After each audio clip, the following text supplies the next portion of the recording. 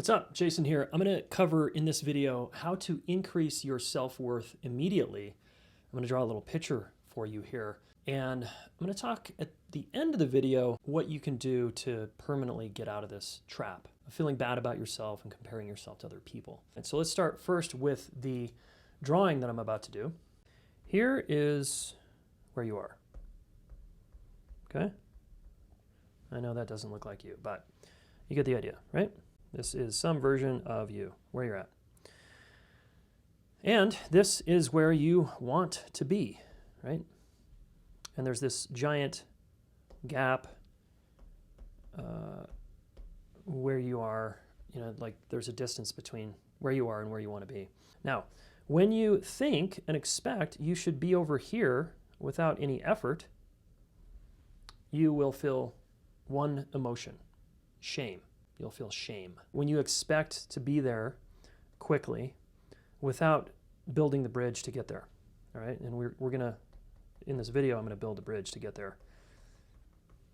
But first, it's very important you understand a common human principle in human behavior, which is when we compare ourselves to other people and we think, like let's say I'm a beginning snowboarder and I wanna be an expert. I wanna be much better at it. I don't want to go through the painful learning process. When I compare myself to a badass like Travis Rice, I'm going to feel shitty about myself and I'm going to feel shame because I'm not there. Gosh, I'm not like Travis. I can't snowboard like Travis. And we do this all day long on Instagram. We look at our phone and we go scroll through the feed and we see someone that has more money than us or looks better than us or has the right relationship or whatever. And we don't, and we go, oh, I don't have that. I feel bad. Okay, so this constant game of comparison and expecting that we should be like them creates a shame cycle, and it has us feel bad about ourselves. So that's so important you understand. Now, the other thing we compare ourselves to is a fantasy. So sometimes we don't have an actual person we're comparing ourselves to. We just think we should be farther along on the journey. I'm a relationship guy, right? So let's say you're in a challenging relationship and you think, you have a fantasy of you shouldn't be in this relationship and it should be better for you, you're gonna feel shame.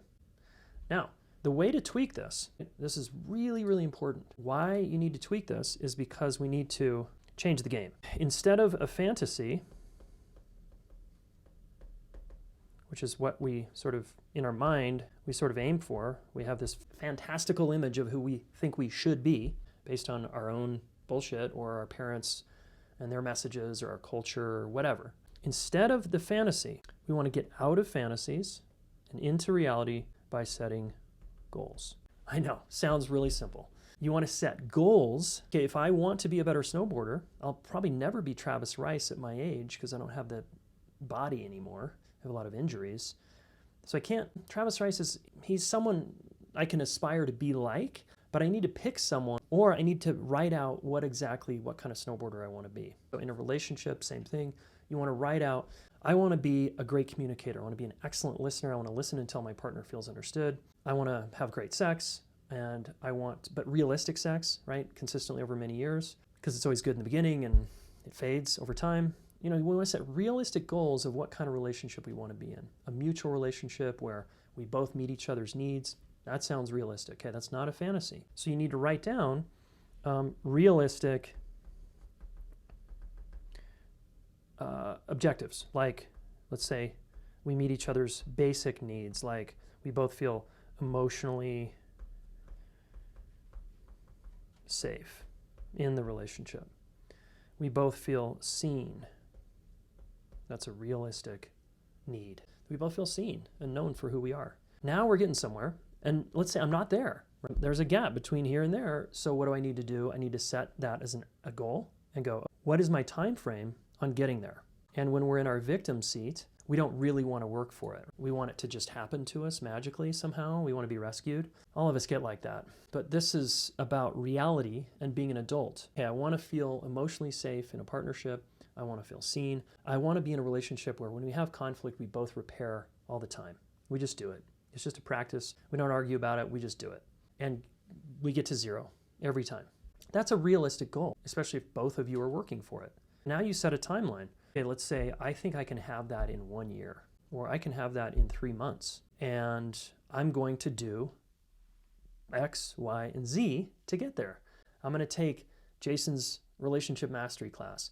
I'm going to read the Gottman's 7 Principles of a Marriage. I'm going to listen to one relationship podcast a week for a year. I'm going to join a women's group, a men's group, a relationship group, where I can learn about myself and become a better communicator.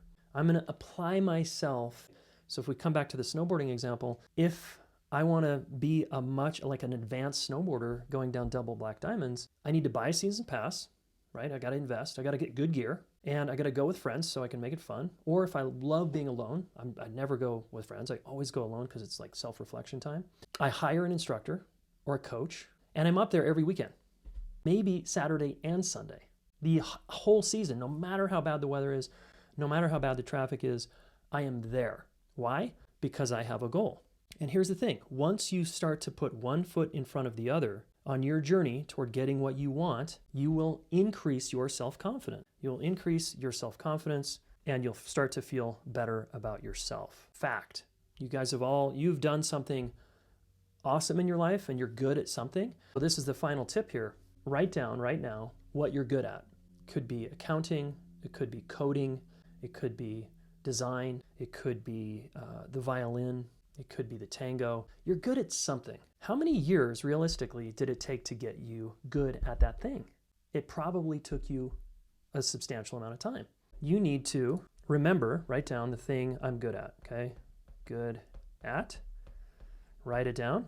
Let's say it's dance. Let's say you're an amazing dancer.